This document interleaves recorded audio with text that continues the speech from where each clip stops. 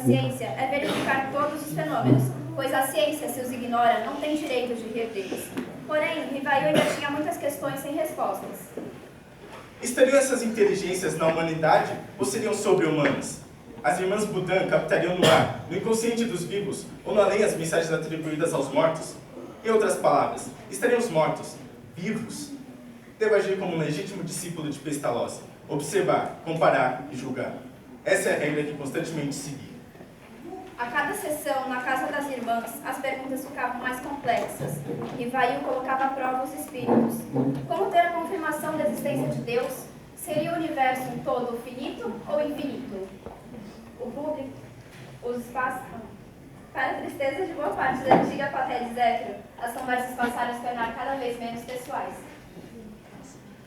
Os espíritos possuem forma determinada, delimitada e constante? A vossos olhos não, Aos nossos sim. Ela será, se imagem quiseres, flama ou fluido ou centelha. Aqui vejo a gravidade da exploração em que me empreendo. Percebo a chave do problema obscuro, que é também a solução, que sempre procurei por toda a minha vida. A morte é o problema e a solução. Polito, sabes que sempre estarei contigo. Faça o que achar melhor. Sim, minha doce Gabi, é isso que me impulsiona. Seu apoio, testemunhos como os de Vitor Hugo e as informações que chegam até nós sendo compartilhadas pelo mundo e sendo também estudadas por pessoas honradas, dignas e instruídas. Rivail se irritava com o tratamento dado pela ciência aos novos fenômenos. Não poderiam ter concluído tão rápido e definitivamente sobre a inexistência de forças invisíveis. A estas pesquisas faltam 3 qualidades básicas: continuidade, regularidade e isenção. Mais vale rejeitar 10 verdades como sendo mentiras do que aceitar uma única mentira como sendo verdade. Em 11 de dezembro de 1855, Rivail questiona sobre os espíritos protetores.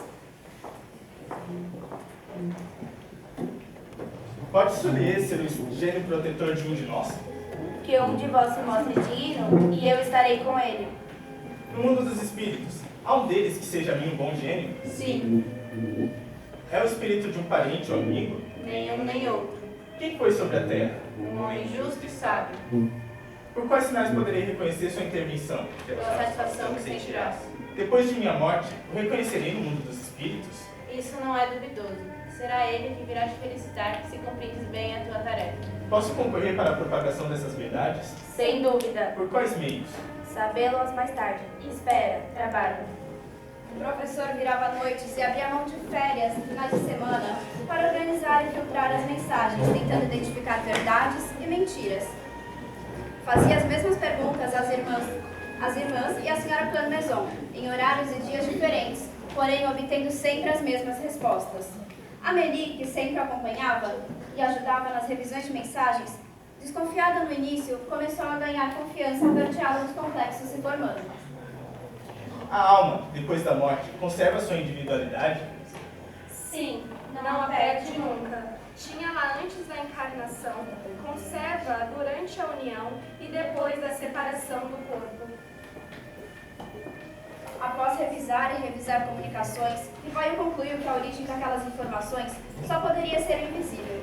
Convencido da existência de espíritos, passou à segunda parte, desvendar o nebuloso processo de intercâmbio com a lei. Como definir as irmãs Budan, a senhora Planmaison e outros anfitriões encarregados de intermediar entre vivos e mortos. Médium? Sim, este é o nome correto.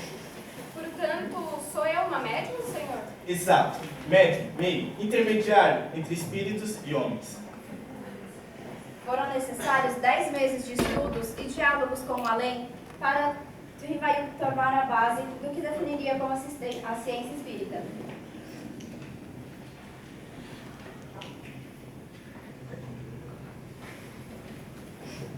Não é o espírito que move as mesas com as mãos. Seu corpo é fluídico, não pode exercer uma ação direta sobre os objetos. Não é o médium quem usa seu próprio fluido, as próprias mãos. O espírito atua sobre a matéria através dos fluidos do médium. A combinação dos dois fluidos, do médium e do espírito, é responsável pela dança das mesas. Um novo livro ganhava corpo nessa maratona exaustiva. Amélie apoiava os esforços do marido, sem saber que faltava pouco para ele mudar de vida, de nome.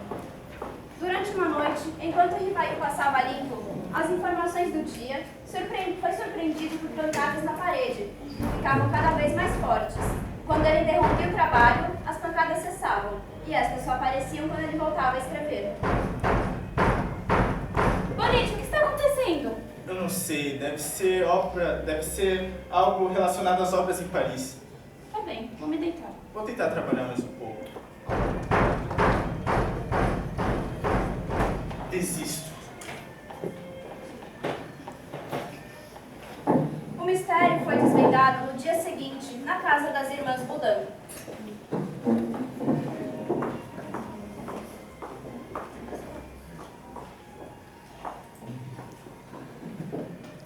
Qual foi a causa daquelas pancadas? Era o teu espírito familiar. E com que fim foi bater daquele modo? Queria comunicar-se contigo. E quem é esse espírito? Pode perguntar a ele. Ele está aqui. Meu espírito familiar, quem quer que tu sejas, consentirás em dizer-me quem és? Para ti chamar-me-ei a verdade, e todos os meses, aqui, durante um quarto de hora, estarei à sua disposição. Ontem, quando bateste, tinhas algo em particular a dizer-me? Desagradava-me o que escrevia sobre aquele capítulo, e quis fazer com que eu abandonasses. O texto está melhor, mas não satisfaz. Releia da 3ª à 30ª linha e depararás com um grave erro. Faria, mas acabei por rasgar os originais de ontem. Não importa, isso não impediu que a falta continuasse. Relê e verás. O nome verdade que adotaste constitui uma alusão à verdade que procuro? Talvez, serei ao menos um guia que te protegerá e ajudará. Poderei evocar-te em minha casa? Sim, para te assistir pelo pensamento, mas só daqui a muito tempo poderás obter respostas escritas em tua casa. Terás animado na Terra alguma personagem conhecida? Já te disse que para ti sou a verdade, nada mais haverá a respeito. Boa noite.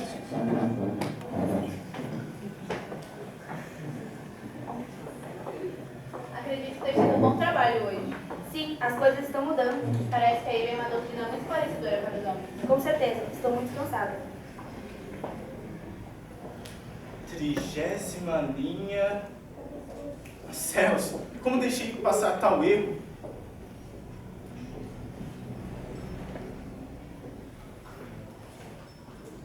Bem, sem batidas esta noite, acho que fiz um bom trabalho.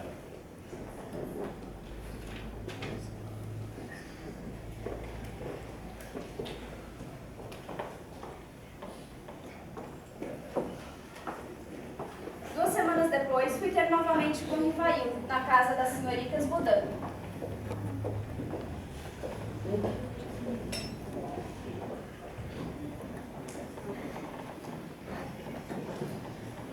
O capítulo está melhorando. Resguarde o máximo os originais.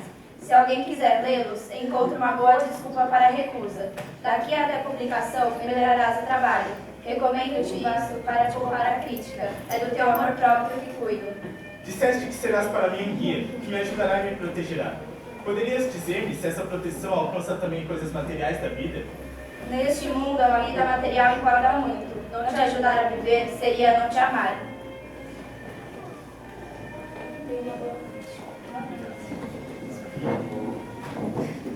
Polite, essa mensagem foi muito esclarecedora. Quem sabe minha tanta dificuldade nossa vida não melhora.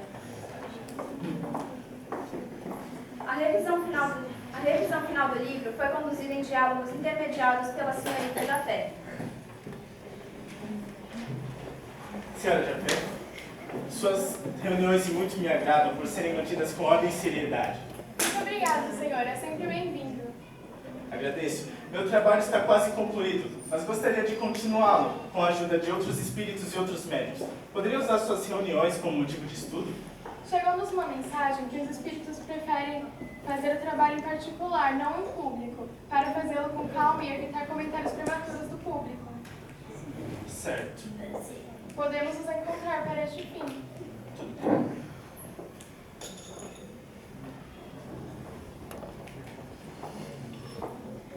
No dia 30 de abril de 1856, Rivail levou um susto. A cesta se moveu em sua direção como um dedo apontando. e o lápis colocou no papel uma mensagem enigmática. Quanto a ti, Rivaí, a tua missão aí está. És o obreiro que reconstrói o que foi demolido. A 12 de junho de 1856, voltei a me manifestar. Desta vez, tudo havia ficado mais claro e mais assustador para o professor. Cabe a você organizar e divulgar uma nova doutrina, Capaz de revolucionar o pensamento científico, filosófico e religioso. Tamanha responsabilidade e honra preocupam-me. Quero contribuir para a propagação da verdade, mas há uma grande, talvez perigosa distância entre trabalhador e missionário-chefe. Nunca fales da tua missão, seria a maneira de malograr-se. Ela somente pode justificar-se pela obra realizada, e tu nada fizeste ainda. É pelo fruto que se verifica a qualidade da árvore. E não esqueças que podes triunfar ou falhar. Neste caso, o outro te substituirá. Que razões me fariam fracassar? Seria a insuficiência de minhas aptidões? A missão dos reformadores é repleta de obstáculos e perigos. Previno-te de que a tua é rude, pois se trata de abalar e transformar o mundo inteiro. Obrigado, senhor Jafé. No início, não tinha senão minha própria instrução, mas agora, com todo esse estudo, essas pesquisas, essas informações se unem e formam uma doutrina. Devo publicar tais perguntas para que todos possam ser instruídos.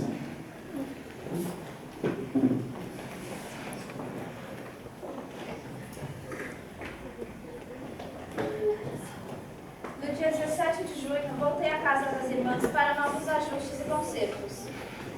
O que foi revisto está bom, mas quando a obra estiver acabada, deverás tornar a revê-la, a fim de ampliá-la em certos pontos e abreviá-la noutros. Este livro pode ser mais longo, com mais informações sobre o mundo espiritual. Por mais importante que seja este primeiro trabalho, ele não é mais do que uma introdução. No dia 11 de setembro de 1856, uma mensagem animadora chegou.